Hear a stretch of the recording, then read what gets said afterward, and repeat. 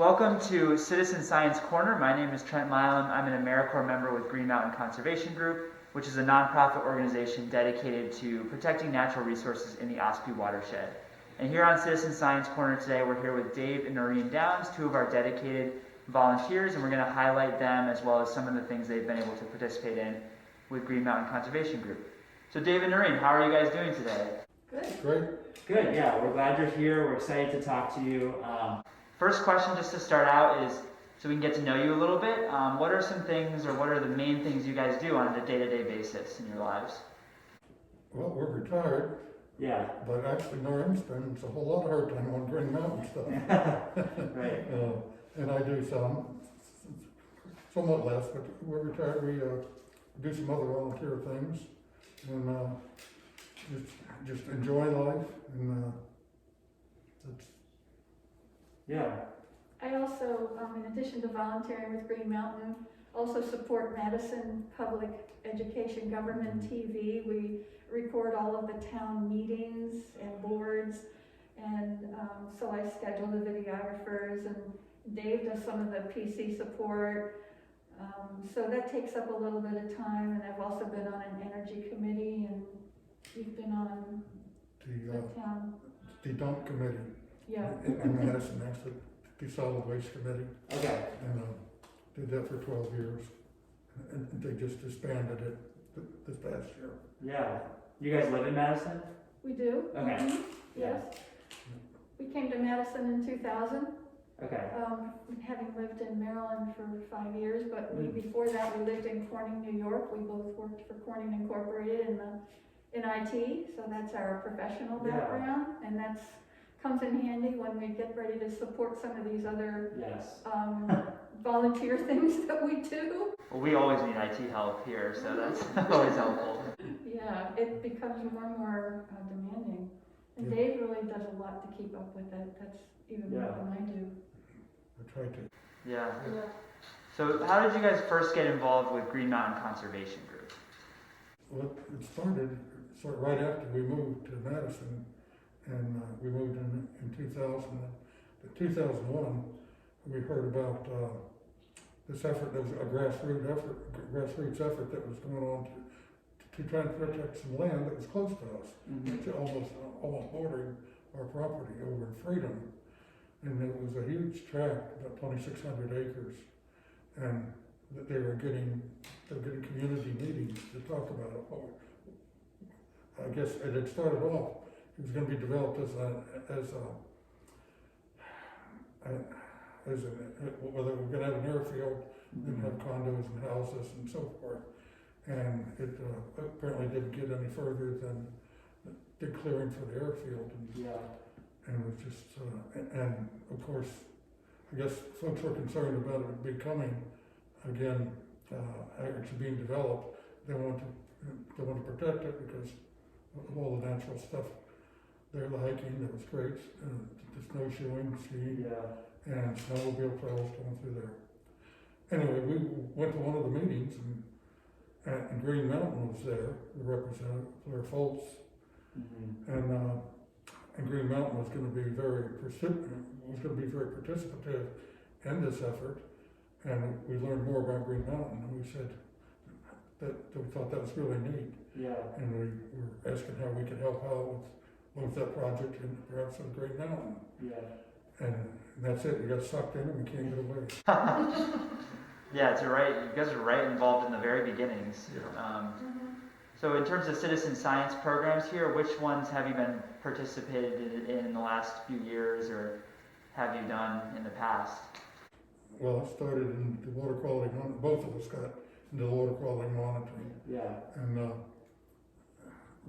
probably, I don't know when it was, 2002 probably, or Yeah, it's been a while. So I've been in it a while.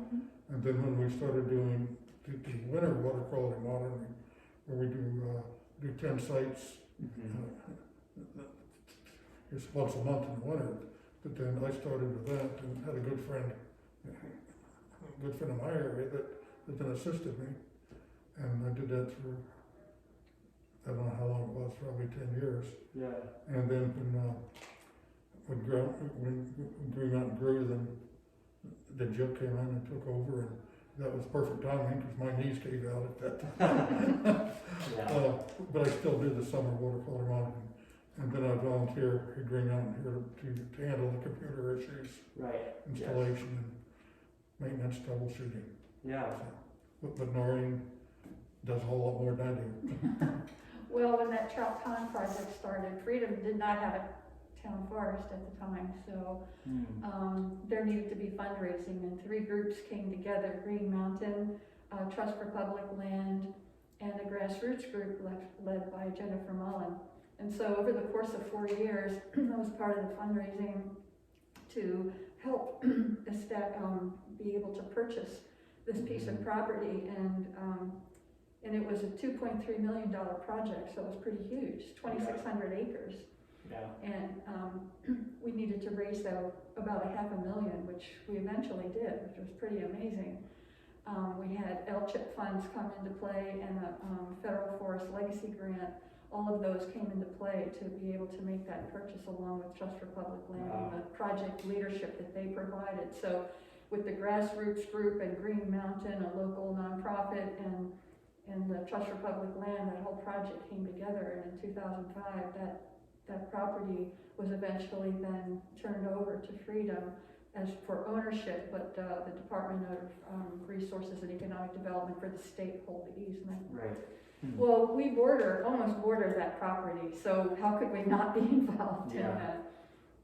So getting involved in that fundraising then got me involved in more of some of the other membership and tracking of things for Green Mountain sort of came into play, and I joined the board, and so I'm a board member, a Madison rep right now, and so I provide some administrative support in that area, and then as part of the board, working with the development committee, which is the fundraising, and trying to come up with ideas for that and be supportive of the staff. And of course the staff have been tremendously great, so it's getting easier every day because they're doing more and more. But also doing the water quality monitoring in the summer with Dave. And also just helping with events and things of that sort. Yeah. So with the water quality monitoring especially, you get to participate in collecting scientific data as a volunteer in the community. And I'm just curious to hear about what value you see in that. Why do you feel like it's beneficial for you to be a part of citizen science, and then why you continue to choose to do citizen science each year to continue to monitor and things like that? Well, I think it's a learning experience as well, because we're not biologists by background, so I think that's helpful. I think just knowing that the organization has 17 or 18 years of information that they can spot trends and problems with. I think when we got affiliated with Green Mountain through that trout pond project, we really didn't think about the fact that there really weren't municipal wells in this area, and we came from a more urban area ourselves, but that everybody had their own wells and people weren't testing, and things could happen. We didn't understand aquifers until we came to Green Mountain, so a lot of those pieces sort of came together, and it seemed like a worthwhile effort to be part of helping to be the eyes and the help for pulling that data together. Does that kind of sum up for you? I think so. It just seems to be extremely worthwhile. I think given the focus on climate change and degradation of the natural areas and so forth, and pollution, it's just going to be involved because we hear more about and understand more about what is happening, and also what can be done just locally and globally. So I think it's something that we're constantly aware of, and we're always in discussions on some of that stuff. Yeah, and we're to have those long-term trends that we now have, and we're able to write reports. I mean, we rely on the volunteers for that. So without you guys, we wouldn't be able to have those trends, and we wouldn't be able to go out and collect all that data on our own. So we're really grateful for that. I just wanted to get to know you guys a little bit more too, and to close this time, just to hear about maybe 1 or 2 hobbies that you each have that you really enjoy. just on the day-to-day? I think we kind of had a good lead into over our life. We started out, the reason we got together initially was because of our love for outdoors. And we did a lot of canoe camping out in the wilderness in Canada and Northwest Territories and so forth. And we had a real healthy respect for clean water and the natural beauty of the wilderness. And then shortly after we got married, we got into scuba diving. And the very first dive trip we did was a citizen scientist trip. Wow, cool. That we dealt with a medical diving organization. They were doing testing on the reactions of our bodies underwater. I won't try to explain it, but it was kind of neat. We were contributing to science and something that we're very aware of, something we're very aware of, and the let's say as divers and things that impacted us directly, safety wise. And then we went on. The next dive trip we did was also just happened to turn out to be another citizen science trip that we were with a noted biologist, marine biologist, and we were studying tilefish. Wow. And then we said, this is neat, we need to do this stuff. And we heard about this the organization that's called CDAM, the acronym that stood for Conservation, Education, Diving, Archaeology, and Museums. And it was a group that had started back in the 60s. And it was like a seagoing Earth Watch. Yeah. That they put together groups with the scientists that could go participate in the scientist project.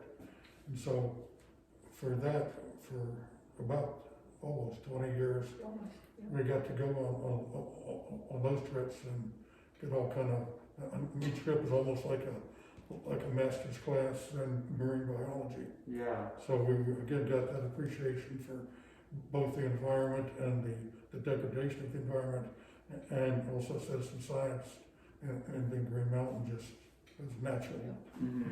Natural place to go. That's really cool. Yeah. And we led some of those expeditions too, especially down in Bonnier for fish identification for reef, which is Reef Environmental Education Foundation based down in Key Largo.